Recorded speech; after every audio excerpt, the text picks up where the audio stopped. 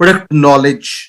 जो भी प्रोडक्ट आप बेचना चाहते हैं आपको उसकी पूर्ण जानकारी होना चाहिए। अगर बात करें हम कीवे इंडस्ट्री का, तो कीवे के पास तो 500 के आसपास प्रोडक्ट हैं, तो आप सबकी जानकारी नहीं रख सकते, दैट इज नॉट पॉसिबल। तो क्या करना है, जिस भी प्रोडक्ट को आप सेल करना चाहते हैं उस प्रोडक्ट का आपको होना चाहिए इन डेप्थ नॉलेज, ताकि आपका कस्टमर आपसे जो भी सवाल पूछे उस प्रोडक्ट के बारे में आप उनको जवाब दे पाए। फॉर एग्जांपल, अगर आप किसी के पास जाते हैं और उसको आप प्रमोट करते हैं, बताते हैं about triple stem cell drop और वो सुनता है, लेकिन अगर वो आपसे लास्ट में सवाल पूछे स्टेम सेल ड्रॉप क्या होता है, इसका सोर्स क्या है, कैसे काम करेगा, अगर आपको जानकारी होगी तो आप उसको बता पाएंगे। अगर आपको जानकारी नहीं होगी तो आप क्या करेंगे, उसको बता नहीं पाएंगे, और जब नहीं बता पाएंगे तो आपको सेल्स के चांसेस हो जाएंगे बहुत ज्यादा कम।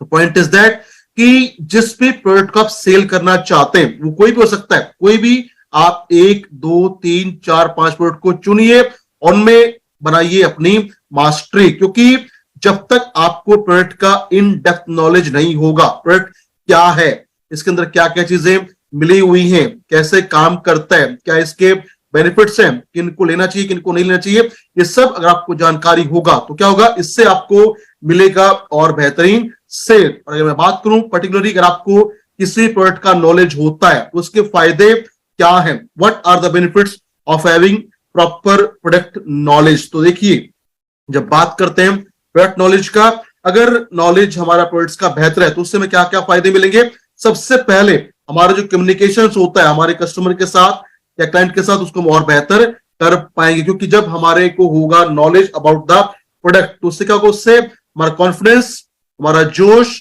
एंथुजियाज्म बढ़ेगा और अपने कस्टमर के हर सवाल का जवाब देकर उसको हम और बेहतर तरीके से कन्विंस कर पाएंगे। और जब कस्टमर होगा ज्यादा कन्विंस तो हमें ज्यादा सेल्स मिल सकता है। और जब आपको जानकारी है उत्पाद का बेहतर तरीके से, तो इससे क्या होगा, इससे हो जाते हैं very less chances of product returning.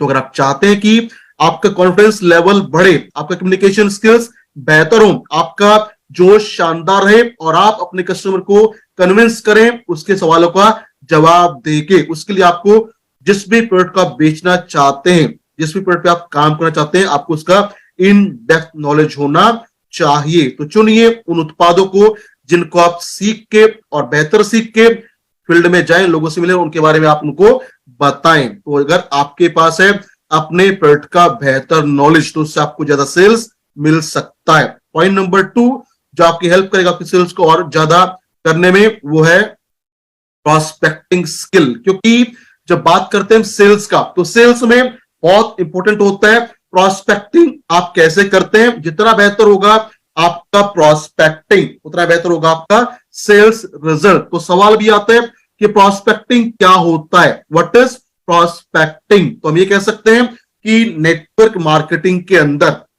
आपने अपना जो लिस्ट बनाया है, लिस्ट बनाने से लेके प्लान दिखाने तक का या डेमो दिखाने के बीच का जो प्रोसेस है उसको बोलते हैं prospecting. Prospecting is what, the starting point is making list and the end point is show the plan and show the demo. और इसके बीच में आप जो भी काम करते हैं दैट इज योर प्रॉस्पेक्टिंग। और इसलिए बोलते हैं कि जितना बेहतर होगा आपका प्रॉस्पेक्टिंग स्किल उतना बेहतर मिलेगा आपको सेल्स रिजल्ट। और एक कहावत इंग्लिश में क्या है, अगर प्रॉस्पेक्टिंग बेहतर है तो क्या होता है, half the work is done if you are good in prospecting. अगर आप प्रॉस्पेक्टिंग में बेहतर बन जाते हैं, कैसे आप लोगों को अप्रोच करें, कैसे आप उनको बताएं कि मैं क्या करता हूं, मैं कौन से बिजनेस में हूं, क्या मेरा काम है, तो आपका काम आधा वहीं पे खत्म हो जाता है। लेकिन अगर आप चाहते हैं कि आपका प्रॉस्पेक्टिंग स्किल बेहतर हो ताकि आपको मिले कम समय में ज्यादा परिणाम, तो क्या करें, कैसे करें अपने प्रॉस्पेक्ट को आप